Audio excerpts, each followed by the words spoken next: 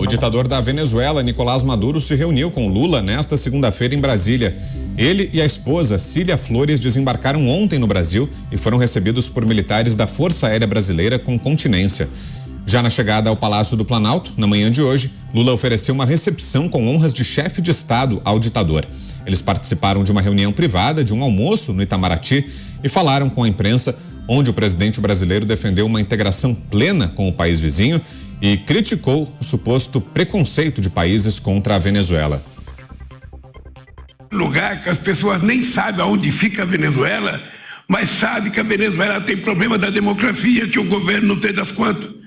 Então é preciso que você construa a sua narrativa. Eu acho que por tudo que nós conversamos, a sua narrativa vai ser infinitamente melhor do que a narrativa que eles têm contado contra você. E os nossos adversários vão ter que pedir desculpa pelo estrago que eles fizeram na Venezuela. O ditador não vinha ao Brasil desde 2015. Em março de 2020, o governo dos Estados Unidos o acusou de terrorismo e associação ao narcotráfico e ofereceu uma recompensa milionária para quem ajudasse a prender Maduro. Vamos lá para Brasília, então. José Maria Trindade, que nos diz dessa visita de hoje. Qual será que foi o objetivo de Lula? Afinal de contas, na diplomacia tudo é dito por códigos, por mensagens sutis. Qual é a mensagem que é transmitida por Lula a partir de uma agenda como essa que houve hoje aí em Brasília? Zé, salve, boa noite. A parte positiva aí é que Lula disse que a Venezuela tem problemas com a democracia na cara do ditador e ele não reagiu, concordou. Muito boa noite, meu caro Vitor. Boa noite, Dantas, está muito bem aí nesse estúdio. Boa noite, Pavinato, boa noite, Mota. E boa noite a você que nos acompanha sempre aqui nos Pingos nos Is.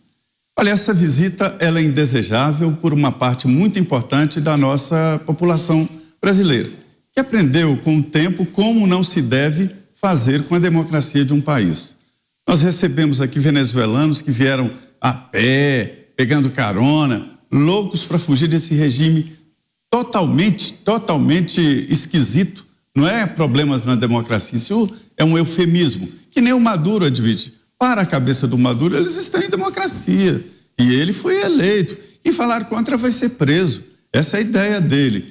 E o Brasil, no governo do ex-presidente Jair Bolsonaro, tinha rompido relações com a Venezuela. A embaixada estava lá abandonada e agora foi retomada, montado um escritório de negócios lá na Venezuela. E essa visita do Maduro aqui a Brasília, a visita a Lula, foi para uma reunião internacional de cúpula da América do Sul e não exatamente uma visita direta. Mesmo assim, há pedido de prisão contra Maduro, que foi apresentado aí por partidos de oposição. Isso será votado na Câmara dos Deputados. É uma forma vamos dizer, de mostrar a ele que existem aqui no Brasil brasileiros que não gostam dessa visita e não gostam desta vizinhança. É importante acolher, é importante sim conviver com um país vizinho. Esta é a realidade, porque há pontos em comuns muito importantes e que devem ser cuidados. Mas assim como existem alguns vizinhos que nós não gostamos e não queremos conviver com eles, a Venezuela é um vizinho que incomoda muito o Brasil. Agora, o que incomoda mais aí é esse olhar de Lula para a Venezuela como se fosse uma normalidade. Isto gera um pouco de apreensão porque pode parecer uma projeção de futuro. Olha, esse é o país que queremos no futuro e talvez eu sendo o presidente da República. É esta mensagem que passa subliminar e é isso que a gente tem que combater e nós fazemos aqui, mostrando o seguinte, que o Brasil não ganha com essa relação. Esta é a realidade. Concorda, Roberto Mota? Pode ser motivo de preocupação para nós brasileiros à medida que o presidente do país recebe um ditador, um representante de um regime autoritário como Nicolás Maduro. É motivo de preocupação para todos nós em relação ao nosso futuro aqui no Brasil, Mota? Boa noite. Boa noite, Brown. Boa noite, meus colegas de bancada. Boa noite, nossa audiência. É sim, é um motivo de preocupação, porque essa visita é carregada de um inevitável simbolismo. Há uma mensagem muito clara quando pousa um avião aqui, trazendo uma pessoa, um ditador que foi acusado em 2018 de fraudar as eleições no seu país. Inclusive, tem uma resolução da Organização dos Estados Americanos, que declara Maduro como ilegítimo na presidência da Venezuela. Não é só isso, há também acusações muito sérias contra ele por envolvimento em narcotráfico. Há uma recompensa de 15 milhões de dólares oferecida pela Drug Enforcement Agency, uma agência dos Estados Unidos de combate às drogas. Embora os americanos atualmente, por causa do governo democrata, não deem muita ênfase a isso, essa recompensa permanece válida. Inclusive, na COP27 que aconteceu no ano passado, houve um pequeno incidente diplomático quando o representante americano John Kerry apertou a mão do Maduro e foi fortemente questionado nos Estados Unidos. Aí veio com a desculpa de que foi pego desprevenido, de que o Maduro estendeu a mão e ele não teve como recusar. Essa é a situação do senhor Nicolás Maduro. Vale sempre a pena lembrar que ele é o herdeiro político de Hugo Chávez. Para quem não está ligando o nome à pessoa, Hugo Chávez era um militar venezuelano que em 1992 tentou dar um golpe de Estado na Venezuela. Vejam que coisa feia. Maduro é herdeiro político de um golpista. Em 1998, Hugo Chávez finalmente conseguiu se eleger presidente da Venezuela. E aí, tomando conta do petróleo da Venezuela, que é um dos países com maiores reservas do mundo, Hugo Chávez se tornou um homem poderoso e bilionário. Um instrumento de poder do Hugo Chávez, prestem bem atenção nessa parte, foi a estatal PDVSA, Petróleos de Venezuela, que foi totalmente ocupada e sucateada por Hugo Chávez e os seus companheiros. Eu acompanhei de perto essa etapa do processo venezuelano, porque eu trabalhei uma época em uma empresa que tinha negócios na Venezuela, e eu cheguei a visitar a Venezuela no início dos anos 2000 e vi a fuga desesperada de muitos venezuelanos para Miami, porque eles já tinham uma ideia do que ia acontecer. O que acabou acontecendo foi muito pior do que eles imaginavam e só merece repúdio de todo o cidadão que tem um mínimo de entendimento do que é uma democracia.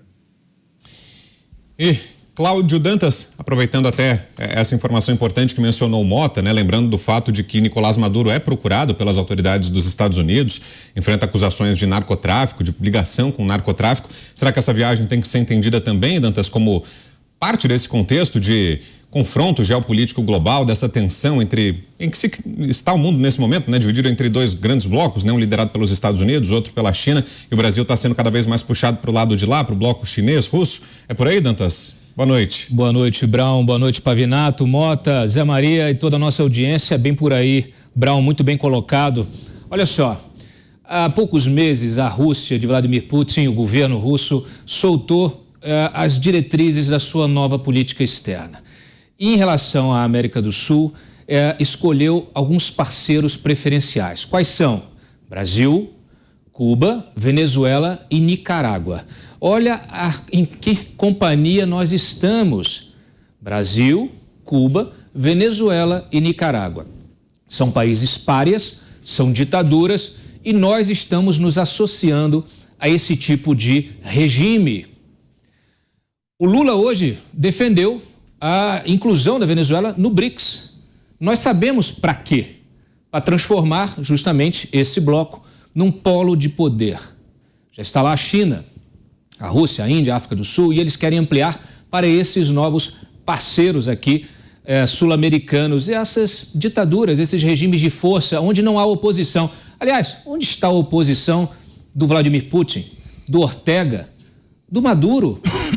Onde está a oposição do regime dos Castro, que ainda permanece ativo como ditadura? Não existe oposição.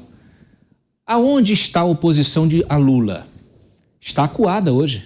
Será que terá o mesmo futuro, o mesmo destino da oposição nesses outros países? Querem nos calar, querem calar a imprensa livre, querem colocar toda a oposição, todos os críticos num cantinho da sala, de preferência virado para a parede, sentado num banquinho. É muito perigoso o caminho que a política externa brasileira está tomando, muito perigoso.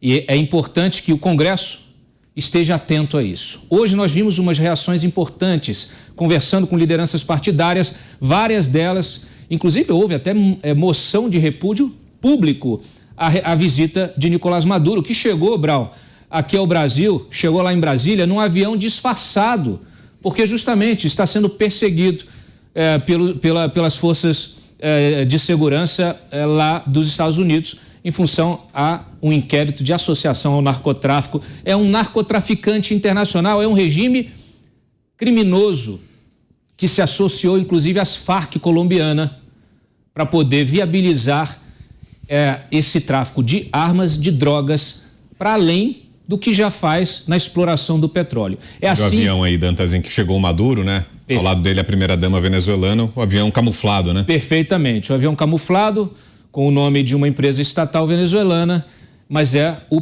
avião presidencial. É dessa maneira que nós estamos recebendo autoridades estrangeiras a partir de agora, presidente Lula. Olha, é uma vergonha internacional, é um constrangimento a toda a nossa sociedade. E só terminando, Brau, falando mais uma vez do Congresso. Moção de repúdio, prisão de Maduro, houve até pedido de prisão de Maduro, mais importante do que isso, a atenção que Lula está dando a Maduro e à política internacional é muito superior àquela que ele precisa dar à política nacional e às lideranças partidárias. Então, essa agenda de hoje também contribuiu para prejudicar ainda mais a relação de Lula com o Congresso. Quem é que paga essa conta de um governo que parece não ter caminho ou que parece ter escolhido o caminho do crime, o caminho das ditaduras internacionais, o caminho dos párias? É o povo, a sociedade brasileira, que vai pagar esse preço e em curto prazo.